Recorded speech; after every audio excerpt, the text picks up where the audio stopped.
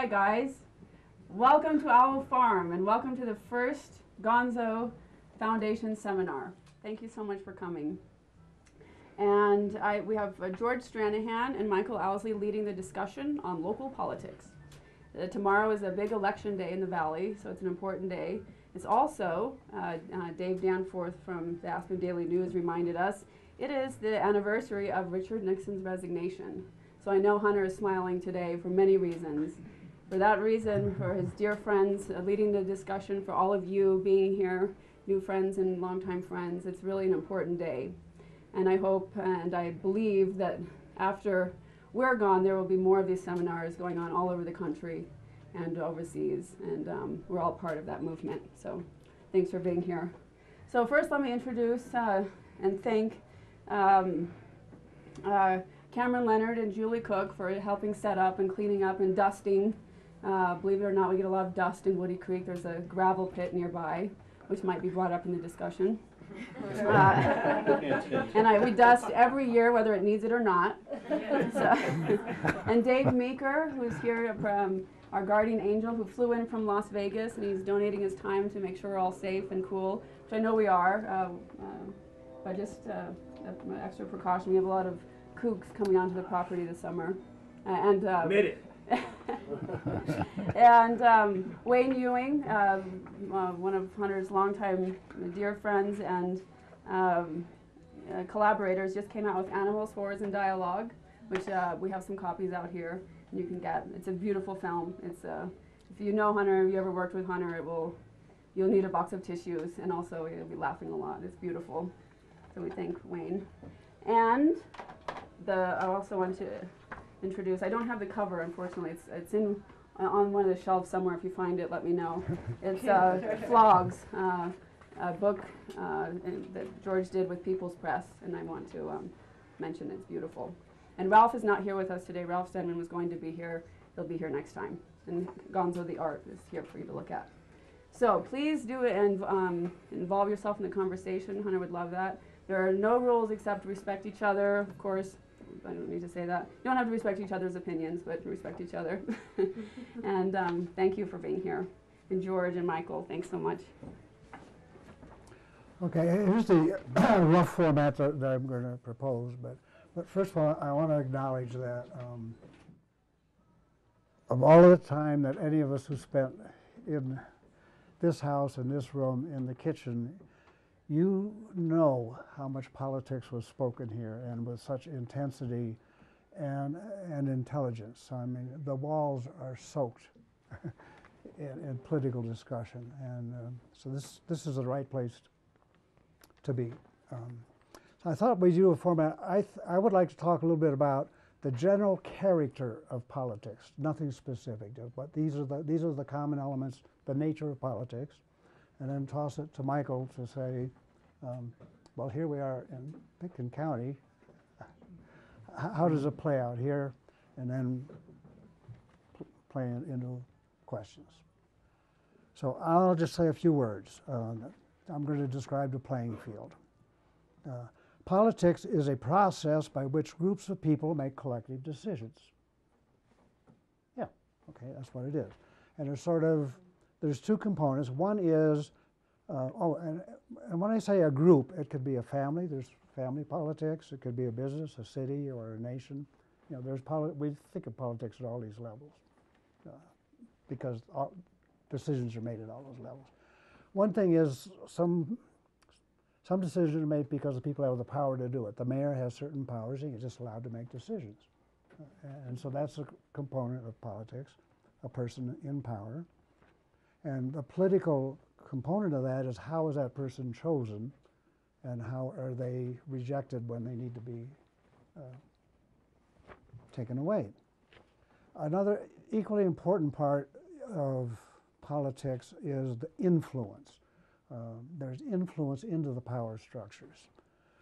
And that influence is roughly both relationships, like I'm his brother, or it's relationships times a whole lot of people. So you can add influence by bringing together a large body of people and saying, you know, you can't ignore that many people.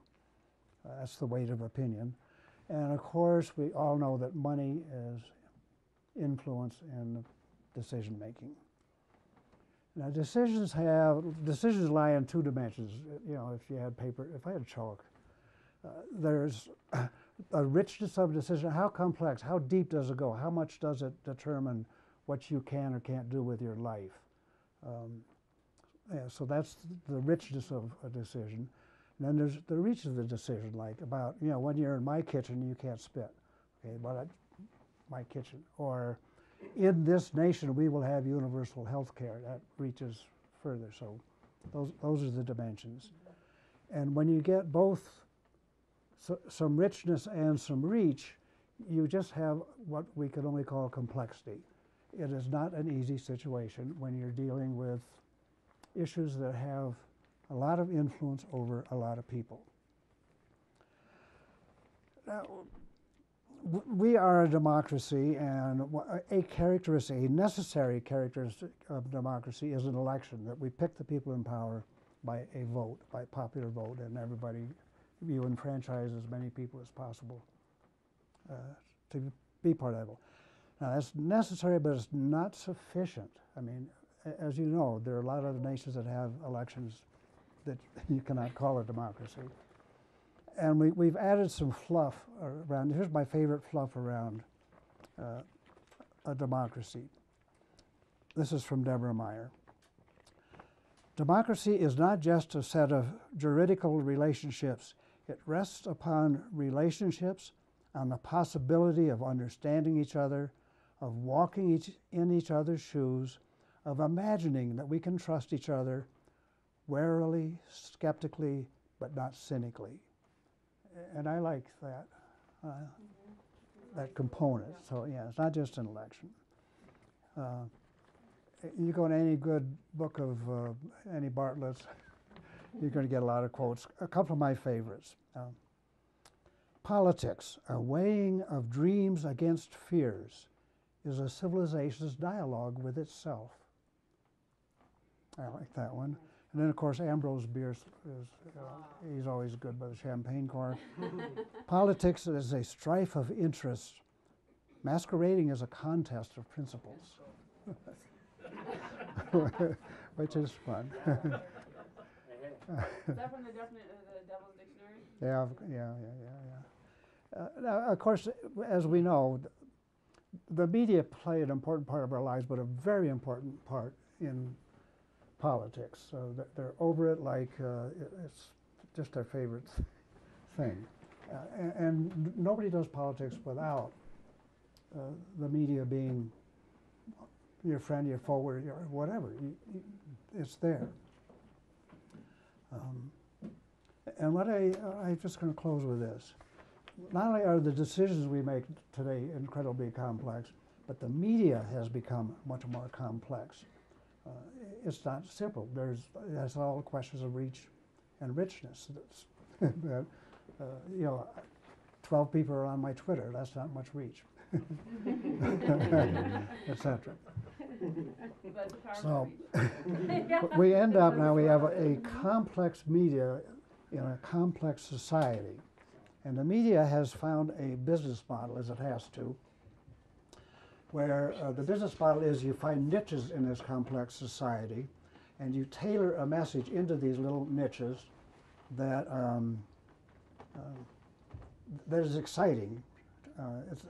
You actually tailor little reality shows and actually polarized shouting matches into these little niches, and it really gets their attention. They keep the television on, they read the paper again, they don't, and that's the business model. However, it's a business model which does not at all help our process of, I quote again, understanding each other, of walking in each other's shoes, of imagining that we can trust each other warily, skeptically, but not cynically. How does it fit here? For a local politician, it's very complex. And really, we don't reach that high, quite frankly. At least I don't feel we do. So, Really? but yeah, it's really about getting things done on a local basis, just getting things done. But there's always the aspiration. I think, people have those aspirations on a local basis. But you don't fool yourself about reach and there's some intensity, I guess, but really what I like, it's much closer to family. It's much more closer to, and I was thinking about family dynamics and the politics of a family, and how you deal with your children and your spouse, and how you then leave the house and you go out, and locally in Pickens County, you have caucuses, which George was a founder of the Woody Creek Caucus, and that was revolutionary because it was outside of most people's experience. So it locates a place between family and between the sort of permanent structure of local government, and it's much more in flux. But it's very effective because it got people sort of halfway there, and they certainly could decide they would rule their own backyard, and that was important. And it goes in and out. So. It goes in and out, like you mean in effectiveness? Yeah, and in fact, in terms, because it really depends on local participation. It doesn't depend on so much on structure. There isn't quite the structure that local government has. The courthouse, the scheduled elections, and that kind of thing. But it may depend on issues.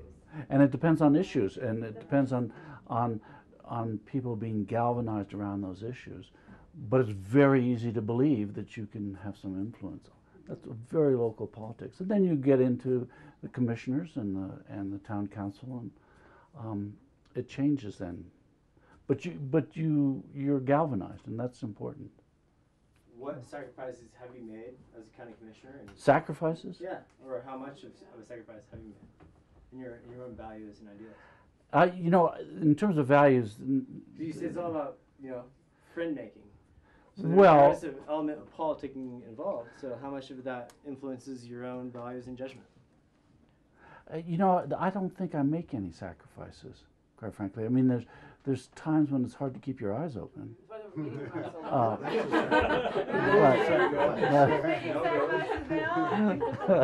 But there's no personal deep sacrifice. At least I haven't been called on to do that.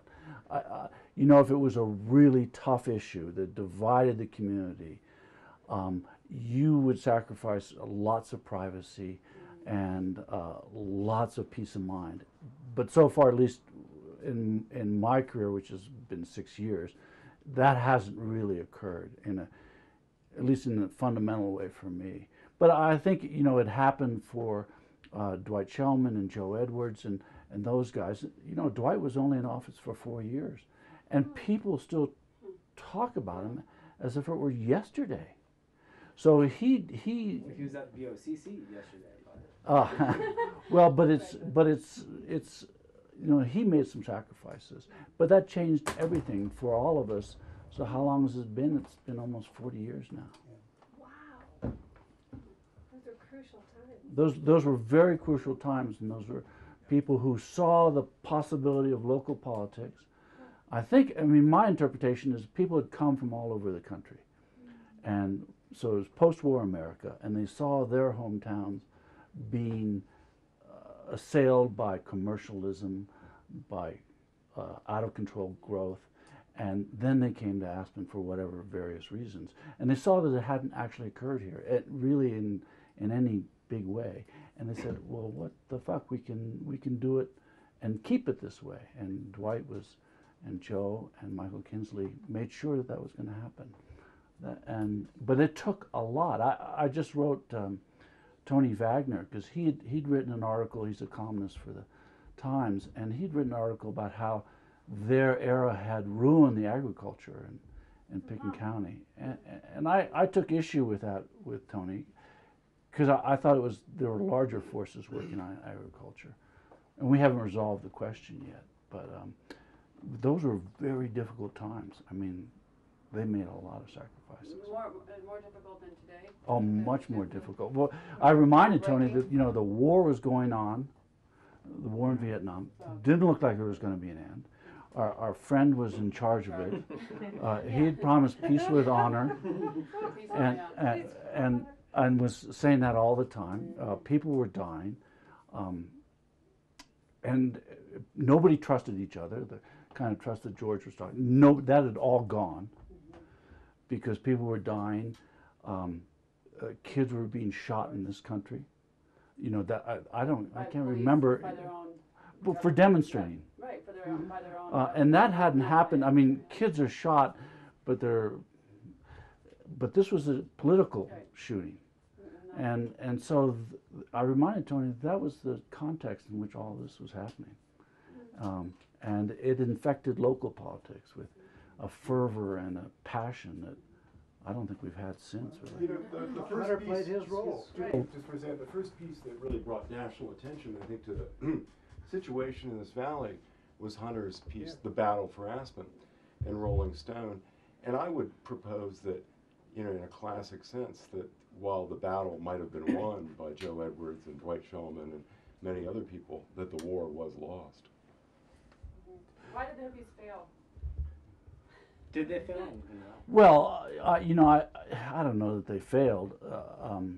Their impact wasn't as great, I don't think, as everybody thought it was going to be. Except the Prius, no, it's you sent me an article once that it's the nation's oddest status symbol, so maybe they did win. No, but the no growth movement, you know, won the battle of the 70s, but I would say they lost the war. Yeah. Right. I mean, it was no growth except growth for the ultra rich. Yeah. I mean, you know, to real people, the upper valley of Aspen has just been written off. Right. Well, And many people, you know, including some sitting in the room here, have moved away. yeah. Right. You know, because what's left is this kind of rich mausoleum Right. of what might have been a beautiful place, a lot of open space, but you're not going to be able to own a piece of it. You're not going to be able to live amongst it You're not unless gonna be you're able lucky to enough walk to win on it. some employee housing lottery. I mean, that's the real reality, I think. It can be a necropolis. I mean, there's really just people around here who are polishing the tombs, and they get paid for that, and then they go home. But the irony, though, is the nicer you make a place, the more you rescue a place, the more in danger it becomes. And so you know, there's a real conflict there. So you want to take care of your neighborhood, but the minute you start doing that, people say, well, they take care of that neighborhood. That's a neighborhood I'd like to be in. And you lose it. There was just a letter from Jim Breasted in the newspaper talking about Carbondale being what Aspen could have been. But the fact of the matter is that people are going to say, wow, Carbondale's really nice. I think I'll buy a piece of it. And somebody will sell. And eventually you have the whole, so there's no stasis, there's no stability in that. Well, the fact of the matter is, it's already happened in Yeah. Carbondale. Yeah, Carbondale is not sitting on the edge of anything. It's already gone over the edge. right. And that's something you have to, that formula is something that local politics hasn't come to grips with. I think, you know, employee housing was well, we'll stabilize it a little bit. We'll have employees here. And that's worked somewhat, but not entirely. That's a disappointment, I think. What's wrong with basalt? That's a whole different. Well, you know, there's nothing wrong with basalt. It's just it's too damn nice. It's just wonderful there. They have a great library. They have a great little town, and So what advice would there be for Aspen who's gone through these transitions and ended up where it's ended up? What advice would there be for Carbondale and Basalt and Newcastle? I don't know. You know, that's a very difficult problem. I don't know what you do because you try to stabilize, but that's not the nature of life to be stable. Right, right. I think there's a role for good leadership Yeah. that says Good we thought. don't have to do this, but we're going to have to organize. We're going to have to agree together that we're not going to do this. And explore the possibilities together. And what are the possibilities? Yeah, and it's not business as usual. Business as usual is you make a nice place, they come, and they Right. buy it from you. Right. So, Right. Right. So, you know, what's the balance? And do you have a not so nice place? I don't know. It's Well, that was the Carbondale movement. Yeah, we're going to put a junker in everybody's front yard, and we won't have a nice place. Yeah, but Right. he lost the election. Yeah. Well, yeah, because of the public will was not there. Right, the public will. The public will was not. We'll have an ugly place. Have a junker in every front yard. Yeah. But the problem is housing. The real basic problem has always been housing, and that's where the original triad went wrong. They didn't jump on that right away. It took them a little while. Took a while. Yeah. And that's where Carbondale is going wrong now. They're not able to jump on that train and make it chug down the tracks. right. There's a real limited commitment to affordable housing down there. But the fact is that people who work there are now living in Debec, Yeah. It's true. which is, Beautiful. I would differ with that. You have heard of Tibet. Well, so what are the other 2 points But of the it's triad? affordable. It's housing and what else? No, I was talking about the 3 commissioners as the triad. Oh. They missed that boat They did. because they didn't jump on that issue right away. I don't think they recognized it, and it probably was impossible to recognize. Yeah. Who would ever think that government would have to step in and make it possible for people to buy houses? I mean, Right. that's welfare, that's communism.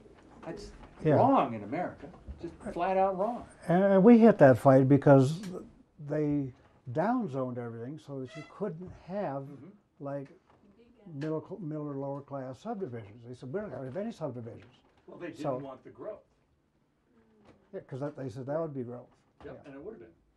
So, but it really interfered with the ability to have low cost communities where people lived and went to work. Yeah, you know, they went through such a trial by fire that I think Yeah. just getting through it was a victory, and it was very hard to say, well, this is just a theoretical exercise, and part of the theory is housing. So, but even then, in terms of Colorado, or at least in terms of local communities, they were way ahead of the curve, and they were way ahead of Carbondale, and way ahead of all these other communities that are suffering. You know, so. I don't know I don't know that there's a solution, but for me, it's more about people having a forum to get together, to trust each other, to talk frankly about an issue. Well, the question was asked, what lesson is there for the Down Valley communities in what Aspen has gone through? And that's the lesson. It's not been learned yet, at least to my mind, not to a satisfactory level. But that's the lesson that is at the core of everything. Right. If they don't pick that up, they're doomed. Right. And And Carbondale is already in trouble. but they have the problem, though. For me, at least, my view of it is that people have looked at Aspen as something as not as a lesson, and I think there's a lot of valuable learning to be done from that town. Don't, you know, it has its drawbacks. It has its, but look at it and think about what you like about it and what you don't like about it, and people don't use it as a lesson. They just use it as a whipping That job. up valley, down valley animosity Yeah. has existed for decades. Yeah, And it still exists in the minds of far too many people. right. They think Aspen and they think hoity-toity piece of crap. I don't want to even be anything like that. Right. And that informs too much of their philosophy. Right. It stops right there. Yeah. Yeah. No, there's the Aspen. There's 2 elements to Aspen. There's the second, third homeowners and the billionaires who are pushing out the millionaires. Then there are also the tourists. So I think there are 2 different types of animosities. But, do you think it's gotten worse or better? I think the animosity is not based in reality at all. Okay. It's based on a perception of Perception. Aspen Yeah. that is flawed at its very core. Yeah. And, well, despite it being flawed, I don't know that it's gotten worse, but it hasn't gotten a whole lot better. I think it's ever changing because it's so small. It's 6,000 people. Aspen. That Yeah. So that if 2,000 people move out and another 2,000 people move in, the whole there's been a watershed moment as far as how people think and feel and what they want and politics and the roundabout and the highway and this and that. you can influence that percentage real fast, and that's where you know, I think politicians get confused sometimes because they're trying to listen to their constituents, but their constituents are ever changing. Well, I'm glad you mentioned the highway, because that is a really unfortunate aspect of what has colored Down Valley residents' image of Aspen. When Aspen voted, 3 times, we don't want the 4-lane, that perpetually pissed off a huge number of people who lived down Valley and worked up here, because they hated the traffic jams. They hated having to drive up. But now, we're those guys from Aspen and we live down Valley. So it's all changed, right? No, Do you live down Valley now? I do, So do I. but I So don't we're, drive up we're, here. we're the old Aspen guys who used to be, you know. I stay down but But- it's constantly shifting is my point. But The that, politics the are viewpoint hasn't fluid. shifted. There's still that old hardcore of Down Valley residents who bought houses there back in the 50s and the 60s and have raised families there and have grown up with that ethic, and it hasn't been shaken. And so if you're at a bar or something, you sit down on a stool next to some old bohunk and start talking, sooner or later, if he drinks enough, he's gonna start to blame Aspen for everything that's wrong with Glenwood Springs, with Carbondale, with Rifle. It's just gonna happen. Well, even if they live in Aspen. Or San Francisco. Is it true? My perception is that Woody Creek changed the least on all these years. Is that true in your experience, or not really? I'd say it changed the slowest. The slowest. Okay. Okay. But, I mean, Biggest, we didn't used the to have, biggest kick was your now moving to Carbondale. Yeah, you drove him out. George and Patty tried to move in 1984, but Hunter wouldn't let them. Hold a gun to your head. Furniture and Was 2x4. that political or was that family? No, exactly. He piled furniture and 2x4s in the street, and then again couldn't cross it all, and the school bus couldn't go, and so they decided And he to would have make blown peace you and- up, so yeah, why move? But- You know, if you get involved in your own world, and it's very hard to have an open mind. You're dragging behind you 30 years of experience, and it's very hard to let that go. I think Troy's right. There is a changing, ever-changing kind of thing. I have no idea what it is. I mean, I was just talking to somebody about the pub, and do people still get that drunk anymore? And, Yes, you quit and, drinking. Guess what? and I'm just out of it, and so. No, you're not. Yes, they start drinking at 10. But there was a real culture of a different, at least as far as I could see, a completely different culture in town than there is now. But in Woody Creek, I can't tell you. What hasn't changed is there's still mining in Woody Creek. There's still a sludge dump. There's still power lines. There's still the airplanes. There's all these challenges all the time. Right. And a lot of these other caucus areas don't have as many challenges or as profound a challenge. And they've never had to face an open gravel pit mining operation, They just never have, or the airport or whatever it is. They can go home and they don't have to face it. The beauty of the Down Valley bottleneck issue coming up to Aspen is that you get to go on McLean Flats and just experience through Woody Creek. And it's our secret. Hey, it's not a secret. It's not a secret. It's just, I lived in McLean Flats for 3 years. So I enjoy that beauteous drive, and I get away from the anger. Right. And from what's happening and what No, you're speaking you just about. don't hear it, Yeah. because you're pissing off all the people you're riding I used to live here, so I'm allowed.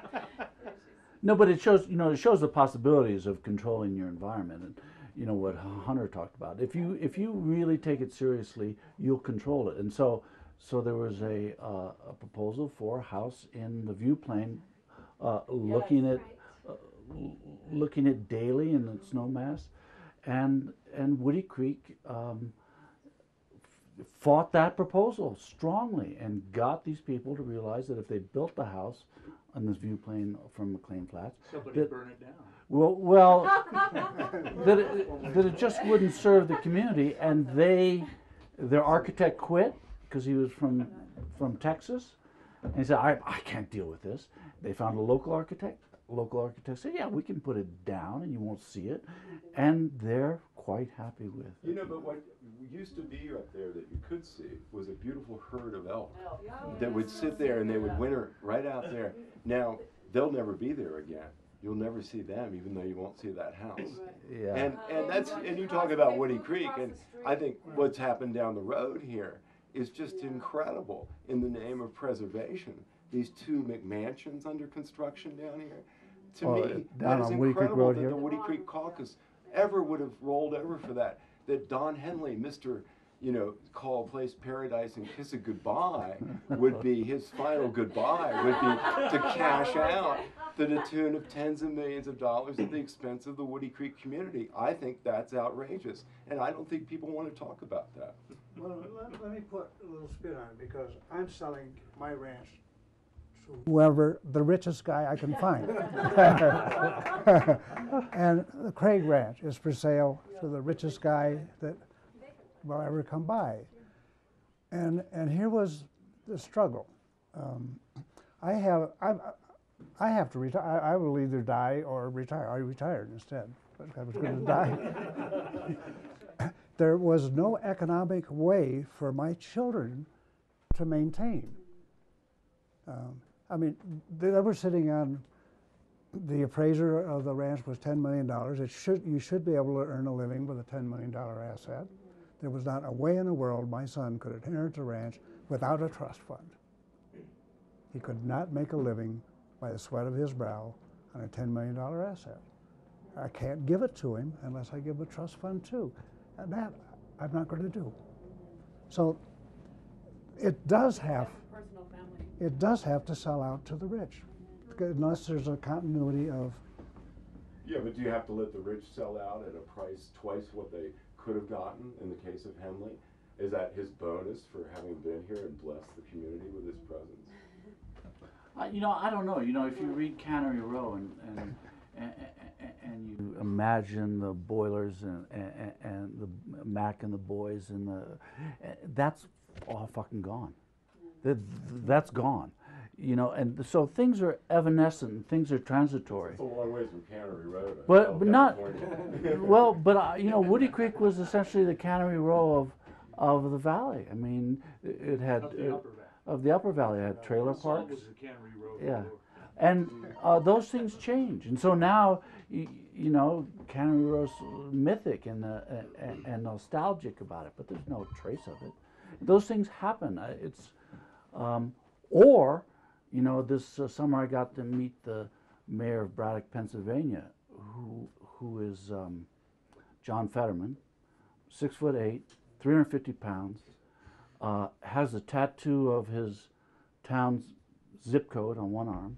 On the other arm, there are the dates of the murders in town. Not many, but half a dozen, 8 tattoos on his other arm. And it's a town that's totally crapped out.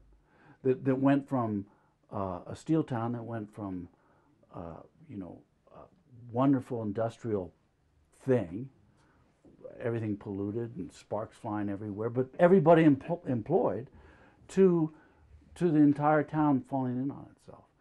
So there's also that model throughout Middle America is happening, and nobody knows what to do about that either. So it takes a community to think about how do we deal with these things? How do we deal with too much prosperity? Or how do we deal, if you're on the eastern plains of Colorado, with nothing? Just sky and ground as far as you can see. No kids, I mean, there's no opportunities. They leave, just like the kids here leave, there's no opportunity. So it takes a community to say, well, what are our assets? How do we do that? How do we preserve those assets? And I don't know. Well, speaking of young people, Warren, is Warren in the room, or did he take off? He's here. Warren. Question. I have a reference. We were. Answer my question. Yeah. So Michael was just talking about young people. They leave, and I know that's not the case with you. You have gone and come back. Yeah, I'm back. You're back. Woo! Yay! Yay! We need you, Warren. I love the community, but it can be a difficult place to live. How so? Well, in lots of ways. We don't need to get into that, but Okay. Do you want to? I like your question about Bob Broadus. oh yeah, I'll apologize to George just because it's way out of the parameters of what you had hoped this discussion would go on. But I think Hunter would like this question. How do you feel as leaders of the community about Bob Broadus leaving, and how will it affect our community? I understand why he's leaving. And I think he's earned it. Indeed. Mr. Bob. Yeah. Now, Now- it doesn't answer the last part of his question. Great, Steve. How How will it affect the community? It's scary, folks. I mean, you're going to have an election tomorrow. I moved down where we have just absolute asshole jerks for sheriff. I mean, it's unimaginable. And we know it, and we'll re-elect them. So, I got no surprises coming. You have a new world. But Bob's part of really one of the longest traditions in town. If you go back to He's one of my oldest friends. Keenest, yeah. back to Dick's Keenest, that's something that's actually been a constant in town that doesn't exist in most other areas of town. So my hope is, 26 years is a long time to have a job. It's a very long time. So he deserves a break. It's up to the community to preserve that long tradition. Say, this is a tradition we like. We actually don't matter. It doesn't matter who's in the office, as long as they follow these tenets, about dignity of the individual, about the community deciding itself how it wants to police itself, not some outside body of people. And that's what's important. Well, you're going to vote, and as a community, and it's how you express how you as a community feel about Bob Broadus retiring, and you're going to replace him. And this is where it comes back to And this affordable is housing. where, for example, There are, 2,500 affordable housing units in town now, or something like that? Maybe up to close to $3 grand. And those people control the destiny of the town they do. more than any other group. Yep. Yeah. They're a If voting they get bloc. out and vote. Right. If they don't get out and vote, well, they're still controlling the destiny of the town in a negative way. Yep.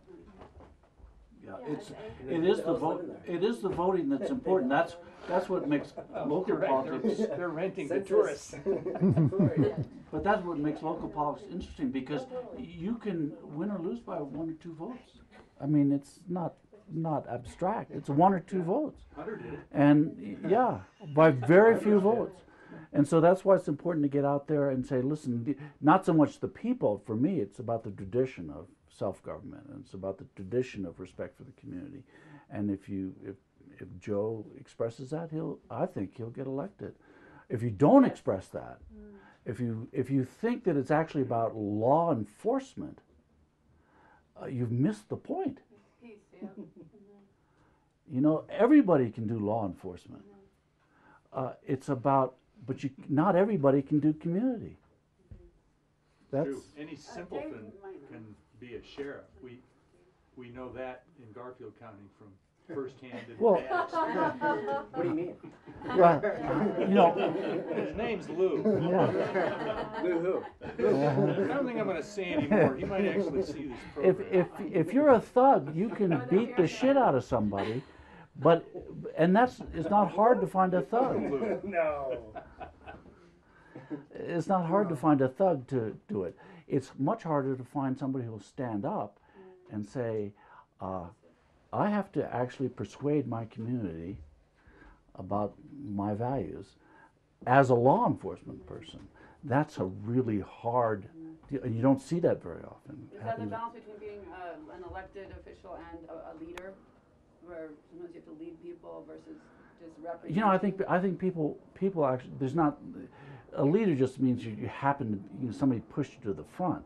Really? I it's an unfortunate position. You typically the first person to be shot, and that's Okay. I see. that's why you're the pushed out there. first boost. But it's about a community consensus to have Right. that. Yeah. You know. Yeah, let me bring in this phrase, the public will. Okay. The public will have its way if there is a public will. If We there have is a it every public will. time And they will there deserve what has they been get. a public will Huh. that's gotten their way. Yes. A war was Okay. stopped. Okay. Segregation was stopped. The public will has done a lot, but how does it come about? And when you say, how did the hippies lose? Oh, they lost their public will. I see. And they went back to the bedroom and turned on the TV. Okay. Well, They won the fight. you They know? also, to some extent, they lost their leadership. You know, there's one thing you think about when Bob Broadus was elected in '86, which was 6 presidential terms ago, and presidents are term limited to 8 years, and Bob served 3 times those term limits. But if you think back to '86, you think back to Joe Edwards when there were only 3 people on the Board of County Commissioners. This was an era when one person could really make a difference. And if you get in there, you talk to a guy like Joe Edwards or Dwight Shellman, who got elected in 1970 or 72, and you ask him, you know, Joe, you don't see him much around, but, you know, he was a quiet guy, but he thought that with 3 people on the Board of County Commissioners, that he could personally make a difference. So he went out and he galvanized enough people through his discussions. And I'll never forget the interview.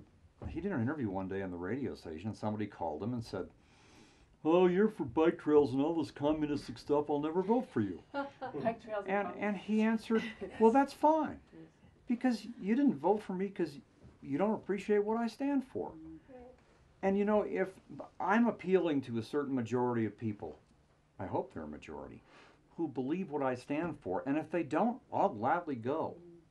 But this was an era when a Dwight Shellman or a Joe Edwards or, you know, less so on the council, because the council had 7 back then, 5 today, or back to 7, but you know, the county commissioners only had 3 members, right? And Bob Broadus, when he got elected, he takes over Dick Keena's position. Bob could go out and felt very strongly that one person could actually make a difference, that his law enforcement philosophy, his community philosophy, far exceeded, you know, the mere day-to-day trappings of what law enforcement's all about. Maybe that's a real change over the last 24 years, that it's much more difficult now for one person to get up and make a difference. That's true. But all 4 of those people campaigned very carefully and very clearly and very hard about, you know, the 3 commissioners said, we are united, we're together. If you elect all 3 of us, this is what we promise you, you'll get it because 3 can do it. Yeah, and And the public will was there, so yes, that's what we want. there were the real issues. There were stark issues. It seems to me Yeah. that you can either. But the public will was really there. He spoke to the public will.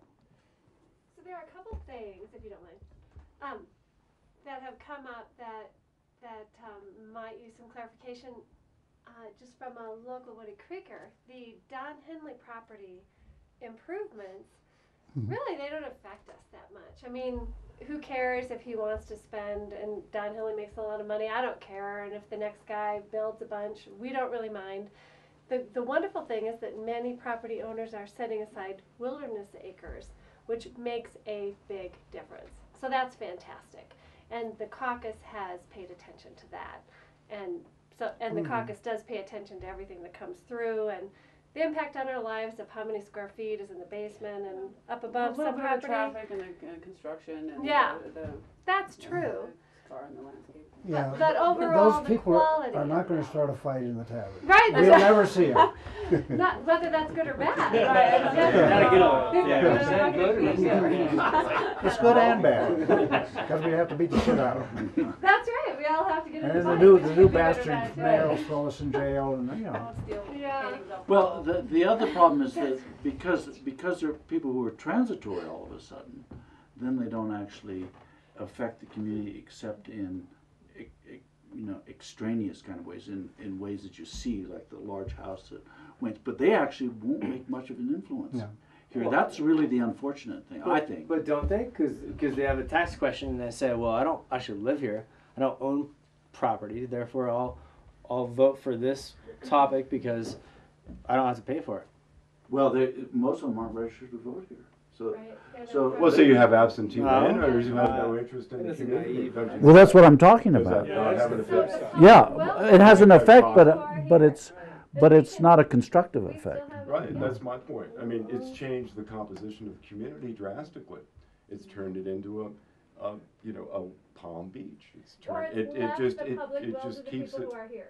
pardon me? It's left the public will to the people who are here, and if the people who Or are here aren't here. participate, Or the who, people who who mail in their, are or here. if they mail in their ballots, they do have a say. If they mail in their ballots from Palm Beach. Nice. Well, you have to have you have to establish residency here, If they, and that's If it. they have If they primary sign themselves up residency as a here. voting But resident, it's a Yeah. primary Then they do residence, and affect they're, things. yeah. and they vote, for instance, against a school bond, because they don't want their taxes to go up, they don't give a damn whether the school is inadequate or not. They have no interest in the community other than that they live That's an one of the isolated, problems. sheltered, wealthy It's all existence. hypotheticals in a perfect world. yeah, I mean, Yeah, I had it's a very relative real. in town. It's very real, but it's also very not real. There's a lot of people who are not voting. What were you saying, Michael? who I might had a have relative in their town opinion, and who they're just not here. had lived here since 1948, and he was There a are also a resident. lot of people who are voting Do their you agree? It pocketbook works for against. you and against you, no matter what side you're on. As far as who's Hey, Gonzo. He'd lived here since 1948, but he wasn't a resident of Colorado because the tax laws in Nevada were Oh, the tax much laws in more Nevada. friendly. Here we So, have- we don't have the- so so most people really base their residency on where the most favorable tax laws are. property taxes in particular? Yeah, well, Property taxes is income lowest. taxes, And- income taxes, Because mill and- levy is lowest here, right? One of the lowest in the country. well, it's low, but it's income tax, and it's we have some neighbors here who put all their holdings in offshore Right. But ultimately, stuff, and ultimately, isn't it a community of serfs for a bunch of rich people? I mean, really, that's all that's left.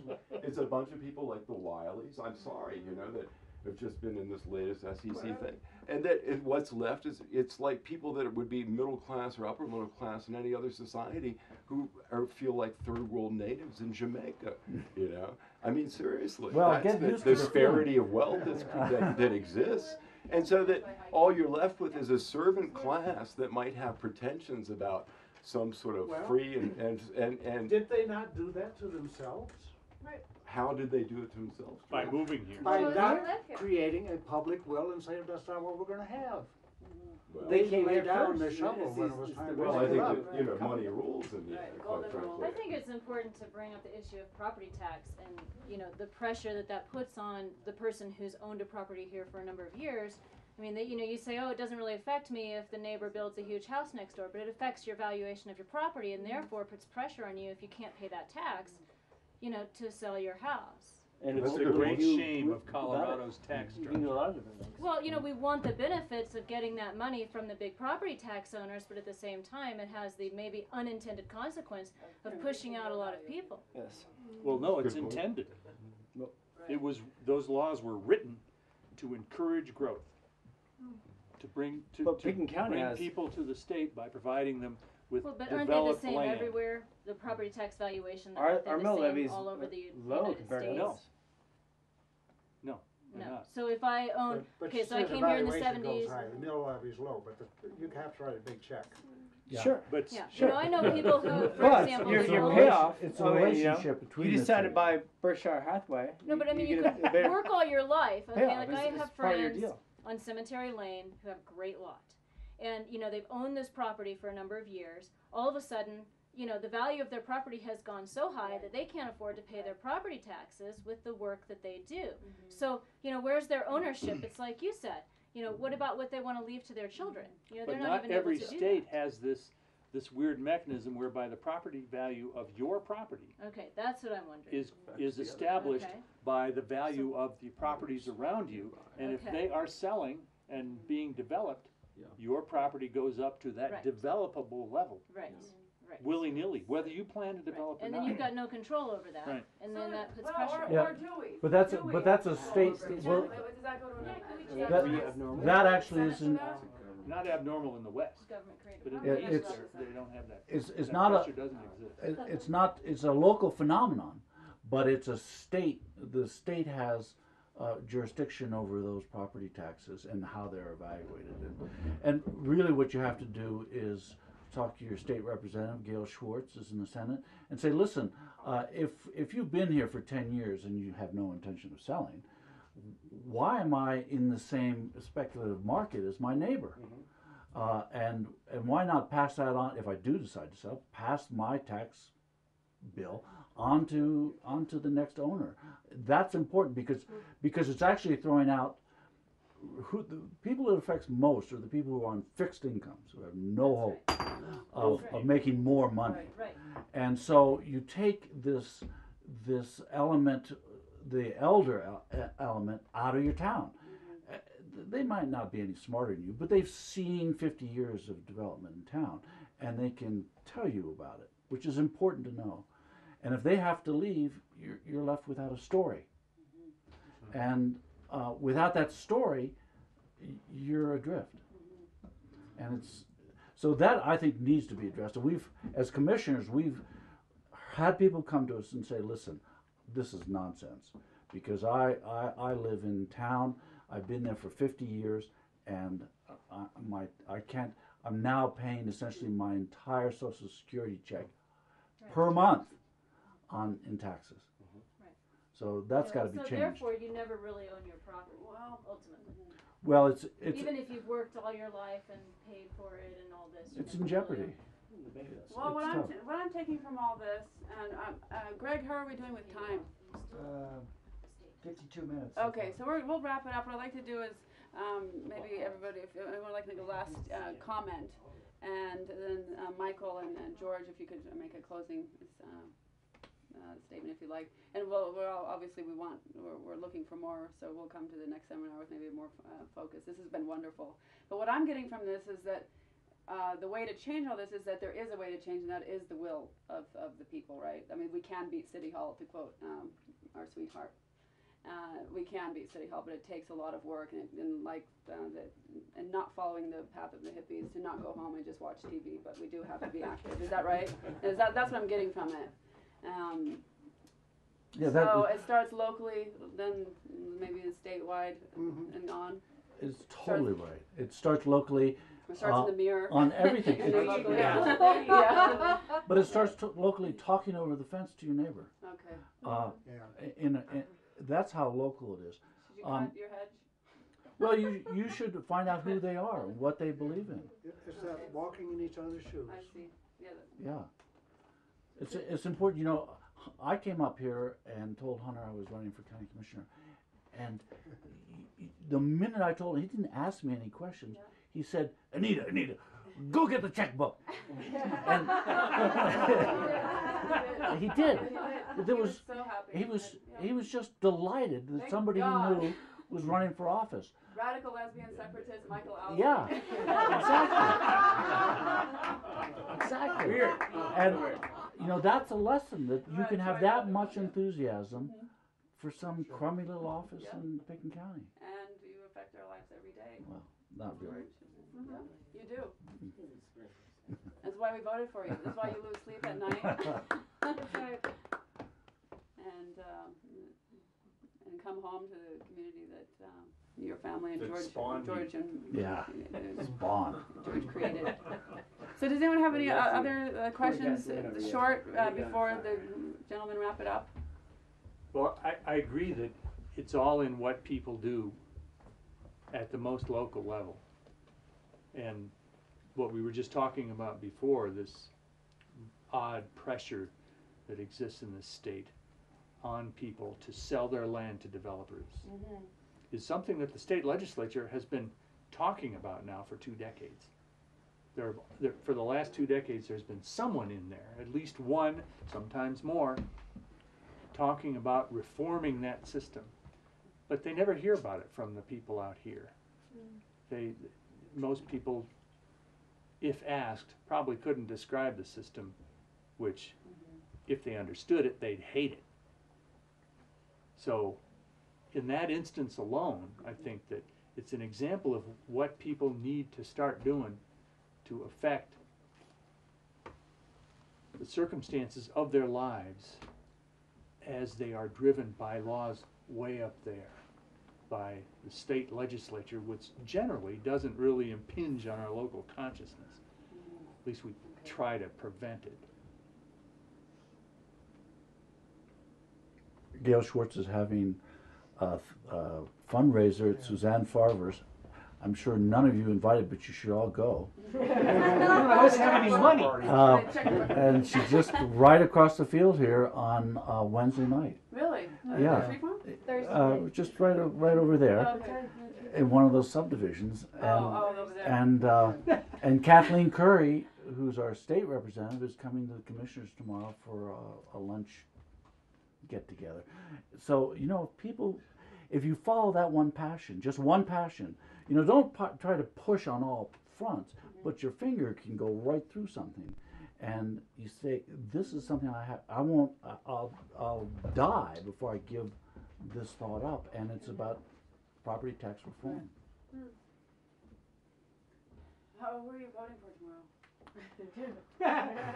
I'm voting for Joe DeSalvo. You know, man, if you're voting tomorrow, you're completely out of it. I know, I should have voted. You can just walk in there for a week. I mean, the whole.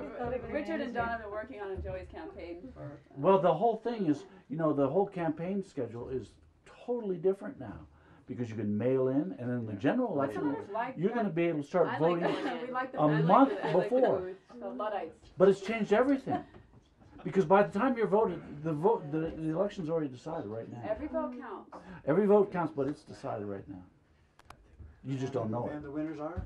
Yeah. Do you know? Well. Right. You're saying that. He doesn't want to say. So No. if I need to get up in the morning? No, you need to think about this months before it happens. The day before the final vote is. Natty toss. Yeah. Right, and yeah. The general election's going to use mail-in's going to start a month before the election. So in October, it'll start to be done. And so, and the campaign, there are people now, anarchists, who have proposed some stuff, some tax reform stuff, that is, you're going to have to get a gun and your own garden hose and take care of yourself. I mean, the state is being dismantled. Well, I was going to say, and I think it's a lesson we learned as the hippies. Yeah, I'll read this.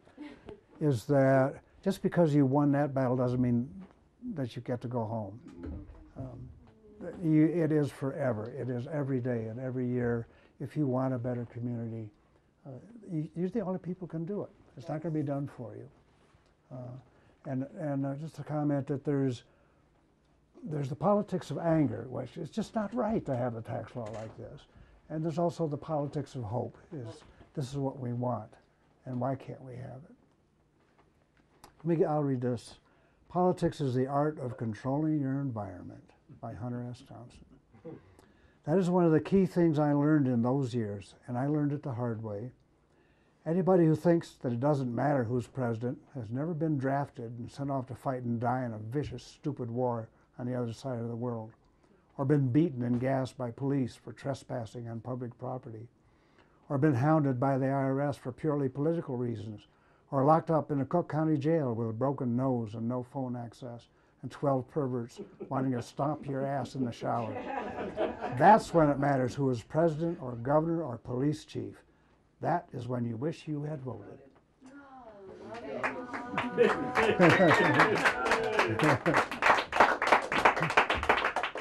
you, George Stranahan and Michael Owsley, and everybody for being here.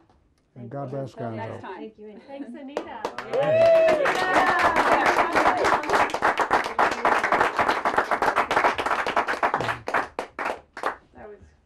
Everybody grab a grapefruit. The grapefruit.